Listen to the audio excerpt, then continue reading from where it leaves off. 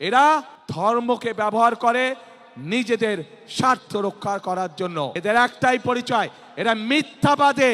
একজন সিনিয়র নেতা জনগণের সামনে নির্বাচনের আগে এইভাবে মিথ্যা কথা বলছে, তাদের আইডি বলে হ্যাক হয়ে গেছিল, অথচ আইডি হ্যাক হয়নি তাদের।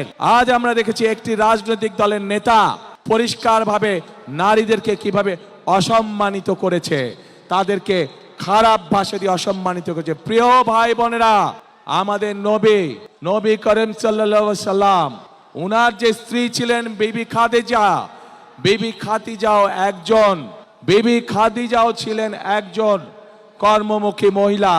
উনি ছিলেন একজন মহিলা ব্যবসায়ী। আজকে যেই দলটি, যাদের নেতা আজ বাংলাদেশের নারীদেরকে একটি খারাপ কিছুর সাথে তুলনা করেছে, তারা বলে তারা ইসলাম কায়েম করবে, কিন্তু নবী করিম সাল্লাল্লাহু আলাইহি সাল্লামের স্ত্রী পর্যন্ত, উনিও পর্যন্ত একজন ব্যবসায়ী ছিলেন। তাহলে আজকে কোথায় গিয়ে দাঁড়ালো বাংলাদেশের নারী সমাজ তথা তাবৎ পৃথিবীর নারী সমাজকে কিভাবে অপমান করা হলো।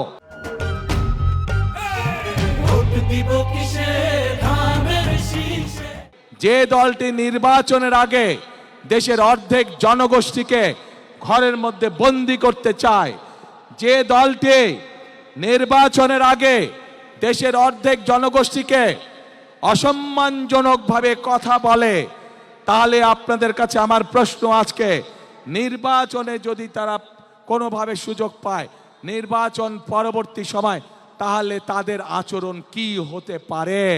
কাজেই প্রিয় ভাই বোনেরা, এরা শুধু নিজের স্বার্থের কথা বোঝে, এরা ধর্মকে ব্যবহার করে নিজেদের স্বার্থ রক্ষা করার জন্য। যেখানে প্রয়োজন সেখানে তারা তাদের মতন করে ধর্মকে ব্যবহার করে।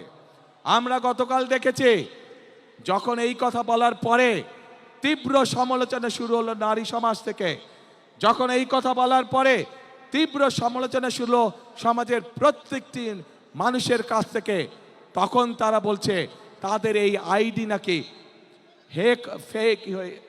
আইডি হ্যাক হয়ে গিয়েছিল। প্রিয় ভাই বোনেরা, এই বিষয়ে যারা বিশেষজ্ঞ তারা পরিষ্কারভাবে বিভিন্নভাবে বলেছে যে আইডি এইভাবে হ্যাক হতে পারে না। একটি রাজনৈতিক দলের একজন সিনিয়র নেতা জনগণের সামনে নির্বাচনের আগে এইভাবে মিথ্যা কথা বলছে, দলটি পর্যন্ত মিথ্যা কথা বলছে, তাদের আইডি বলে হ্যাক হয়ে গেছিল, অথচ আইডি হ্যাক হয়নি তাদের। এরা নির্বাচনের আগে নিজেদের স্বার্থ সিদ্ধির জন্য মানুষের সামনে মিথ্যা কথা তুলে ধরছে, মিথ্যা কথা তারা বলছে। এদের একটাই পরিচয়, এরা মিথ্যাবাদী। এরা নিজেদের প্রয়োজনে নিজেদের স্বার্থেরা মিথ্যা কথা বলে। যারা মিথ্যা কথা বলে, হাজারো লক্ষ কোটি মানুষের সামনে যারা মিথ্যা কথা বলে, যারা বিশেষজ্ঞদের মুখের উপরে মিথ্যা কথা বলে, এরা আর যাই হোক, এরা দেশ দরদি হতে পারে না। এরা আর যাই হোক, এরা কখনো মানুষের দরদি হতে পারে না।